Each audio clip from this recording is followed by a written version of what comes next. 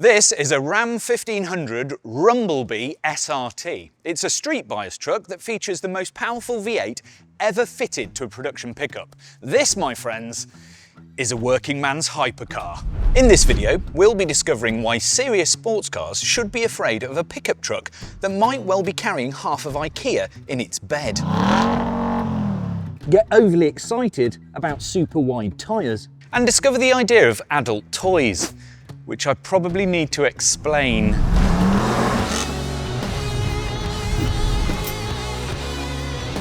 We'll also take a little look at some other powerful trucks, including the OG muscle truck, the Viper-engined world's fastest pickup, and the off-road TRX. So how exactly do you go about making a working pickup do a passing impression of a supercar with a load bed? Well, it starts under here, with this. First of all, we'll ignore this piece of plastic here because it says TRX, and technically this is still a pre-production car, so that's just a little bit wrong. But under here, we have the legendary Hellcat HEMI V8, and that's 6.2 litres in capacity, and it has a 2.4 litre twin screw supercharger plonked on top, running 13 PSI of boost. Now that will give you 777 brake horsepower and 680 pounds-feet of torque. No matter who you talk to, that is serious business. To get that power to the ground, you're talking about all-wheel drive through an 8-speed automatic gearbox with paddle shifters behind the steering wheel. It's got an e-spool diff and a limited slip differential, and these 22 by 12 with 325 tyres. Now these are the widest tyres by any Mopar, except for the Viper. But power, as they say, is nothing without control. And if you try to put all of that power and torque down to the ground in a normal truck, you'd just bend it in two and then exit stage left through a hedge. So the Rumble Bee SRT has a few tricks to make it good in a straight line and in the corners. Just look at it. That is one chunky truck. Some 13 inches has been removed from the 1500's wheelbase to make a vehicle that's kind of getting on for square. At the front there is quite a lot going on because this is quite a bluff-fronted vehicle, so you have a lot of grille for basically cooling air for things like transmission coolers, the brakes, obviously induction, and then a very big front splitter which is actually slightly flexible at higher speeds, and then under there what looks like a sump guard is in fact part of the aero package that helps massage air under the car. And then if you come up here, you've got the optional matte black hood, an intake for the engine, and some vents here. But look at the chunky. It is menacing as all Hellcat. Looking at this aero profile, I suspect that the engineers just sighed and went for cooling and efficiency, though apparently this does have downforce. And the downforce is probably most obviously represented if you go down the side of the truck, past these absolutely massive wheel arch flares, to the rear, the bed, and the spoiler. Now this is probably about keeping this car on the road above 170 miles an hour. And to make sure that this rear spoiler actually can balance the aero profile of the truck at 170 miles an hour, it is mounted on the back of here with 8 different anchor points. It is quite solid. It's also made of a material that's robust enough that when you open the tailgate and inevitably smash that off something, it won't break. And yes, this is a truck that comes with a standard load cover which will help with all that turbulent air coming off the cab, and it has a real load bay. And yes, it will tow quite a lot. So it's a muscular truck with some serious intention. But what about the inside? So here we are in a quad cab SRT with all the toys, and if you thought this was going to be some sort of stripped out farm truck, you'd be wrong, because this has all of the toys. First of all, everything is leather wrapped dashboard, leather wrapped glove box, leather wrapped door tops. All the seats are leather. It's got this hand-stitched orange stitching, which is a nod to the colour of the engine block. Then you've got a really nice leather steering wheel with these big aluminium paddles, which operate the 8-speed gearbox, a big driver's display, 12.3-inch portrait display in the middle, which has all of the usual advanced driver assistance systems. There is even a 19-speaker Harman Kardon stereo in here, including a subwoofer. But some of the interesting buttons are the things that make me laugh. So if you look down here, you've got drive modes, which you can flick through at the push of a button. And then there's four-wheel drive auto, four-wheel drive high, and rear-wheel drive. And then just below that is the e-spool function, which essentially locks the back axle so that both wheels will rotate at the same speed. And it's for, and I quote, drag-style launches and performance driving. Basically, you can do burnouts with that button. Then there's a launch control function here, which has a little set of drag tree lights there. So if you want the full 0 to 60 in 3.4 seconds, you press that, put your left foot on the brake, hammer the throttle and let go. And basically, this car will do it all for you. And then everything else has got a GT style shifter, plenty of storage down here. Everything in here is CarPlay or Android Auto, so all the things you get in a luxury car. Then there's little things like this piece of honeycomb, which has the Rumble Bee sign in it. This is actually real carbon fibre, and then they laser inset the Rumble Bee logo. That's not just a sticker that's stuck on. There's lots of attention to detail. It feels really comfortable and weirdly low. I know this car is a lot lower than the kind of pickup trucks that you get normally, but it doesn't feel as big as you think it might. The other thing is the view through the rear view mirrors is just of the side of the vehicle that goes like that. So you just see these massive wheel arches. It is quite the thing to sit in. You've got powered, leather, heated, ventilated, and possibly optional massaging seats. They're actually quite comfortable. They're quite wide, so it's not like a sport bucket. You will feel that you're comfortable in here for long journeys rather than being clenched in. If this is as fast around a corner as they say it's going to be, I think I'd prefer this to be a little bit tighter. There is loads and loads of space. I mean, that's basically a bucket, and that's not even, there's 2 levels. So you can put all sorts of things in here. There's cup holders everywhere. There's 4 just in this center console here. Plenty of places to put your phone, wireless charging, all that kind of stuff. It's got cameras, it's got parking assist, it's got travel assist, it's got 3D navigation. It's even got a heads-up display. Honestly, this isn't like a truck that I would assume it would be. It's just very, very luxurious with everything that you possibly need. Even the carbon fibre is real. I'm not sure how useful that would be in something this weight, but the thought's there. But it's got a couple of really cool little features, like there's a place to put your mobile phone up here in a little slot, and it's got its own little power point, which I think is actually quite neat, but you do have the room here. Another thing that I think a few cars could benefit from is down here is a little button which will adjust the height of the pedal box, which means that you can get your leg at the right angle. That's simple, but quite effective. But I still think the best thing about this interior is the start button.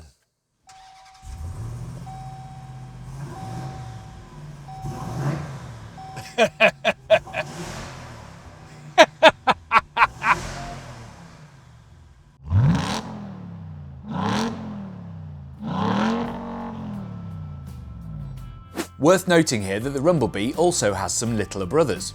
So if you don't want a 777 brake horsepower SRT with single digit MPG, there are actually 3 other versions that aren't quite so extreme.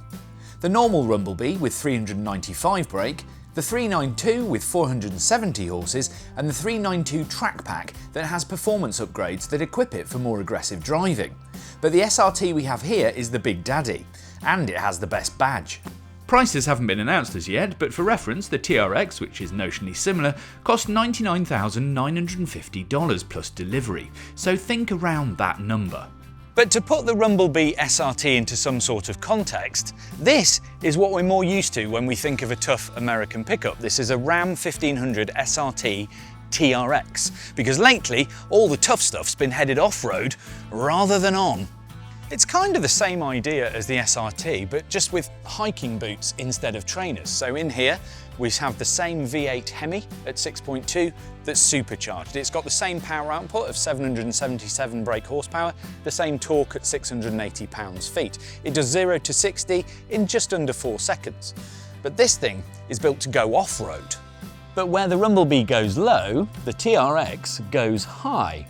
13 to 14 inches of suspension travel via Bilstein Blackhawk E2 semi-active dampers, 11.8 inches of ground clearance. It's like half a trophy truck. And while on 35-inch tyres this goes over berms and bumps, the Rumble Bee will go around corners, which makes it kind of unique these days. And like the Rumble Bee, when you get inside a TRX, it is, again, surprisingly luxurious. It's got leather everywhere, it's got the right badges, it's got carbon fibre trim, the GT gear selector, it's got paddles behind the steering wheel. There are a couple of changes though. One is you're about 2 feet higher, so it feels like a much taller, bigger truck. And then here, you've still got drive modes, but instead of like E-Spool, you've got a low ratio gearbox and an axle lock. You still do have a launch mode though, which makes me happy. Thing is, it's really practical when it comes to all the normal stuff. There's all the cup holders, all the charging. Again, a 12.3-inch portrait screen with all of the different ADAS, all of the different practical elements, and some really nice big fat leather-covered seats. This is surprisingly sophisticated for what is essentially a working truck, but it's good. But the Rumble Bee isn't the company's first rodeo when it comes to making working trucks work harder, because it has form in the muscle trucks division. Nearly half a century of form, in fact, because way back in 1978, Dodge, as it was then, produced this, the Lil Red Express. I'm so sorry about the accent. Now, back in the day, Dodge had an advertising campaign that was simply entitled Adult Toys. Okay then. And the star of that particular campaign was, in fact, a Canyon Red D150 pickup that had 15-inch chrome wheels, some gold stuff on the side, stacks, and wood in the bed. It was billed as the fastest American-made vehicle from 0 to 100 miles an hour. So it means that in the late 70s, the naughtiest hot rod that you could buy off the lot was, in fact, a pickup truck. Side note for extra geek points, the 1978 models had round headlights, the 1979 models actually had rectangular headlights, and there was a version of this truck called the Warlock. It's the same truck, it's just black. Under here we have a 350 cubic inch V8, that's about 5.9 litres to our Euro viewers, driving through a 3-speed auto. Now, the Lil Red Express made about 225 brake horsepower, and it was quite loud, because a loophole in the regulations of the time meant that they didn't have to have such restrictive exhausts. This engine is actually a modified version of a police cruiser motor. It's all very, very good looking. Once you get inside the Express, it smells like age, and I think I actually prefer this. It's obviously a lot different to a modern truck, but you can probably hear this is all bare metal, so it's quite echoey. It's got keep fit windows, and some of you might not recognise these, but it's the perfect thing for being able to put your elbow on the top of the door and mess around with this brilliantly small wheel. The rest of this car is quite bare. You still recognise the fact that it's got a big sort of centre bit here, but the dials consist of alternator, fuel, temperature and oil, and then a speedo. That's it. There's a radio and some sliders for temperature control. The interesting thing is, it feels quite Spartan, but everything is functional. Even in here in the glove box, here's the fuse box. So if you blew a fuse, you could change it in seconds. I am totally at home here. I think I'm a pickup person. So Dodge basically invented the idea of fastest pickup, but it wasn't until 2006 when it let its intrusive thoughts win once again. With this. This is the Ram 1500 SRT 10, single cab, short bed, and to this day the world's fastest pickup truck with a confirmed top speed of 154 miles an hour. And the reason for that lives under here, because as the name suggests, this Ram is actually powered by the naturally aspirated 8.3 litre V10 from the third generation of Viper. So that's 500 horsepower, 525 pounds-feet of torque, 0 to 60 miles an hour in 4.9 seconds, and a 6-speed Tremec manual gearbox. For the mid-2000s, that's quite serious. It did a quarter mile in 13.6 seconds, which is like a contemporary sports car. Note, if you're being extra geeky, the fastest version, the record holder, is this actual car, hence the signatures on the block. And it's the regular cab manual, not the quad cab with the auto, just so's you know. Extra nerd points, I'm actually stood in a place called the Connor Center in Detroit, which is the old Viper production facility. This is hallowed ground for people like us. So the SRT10 is very much of its time a mid-2000s street truck.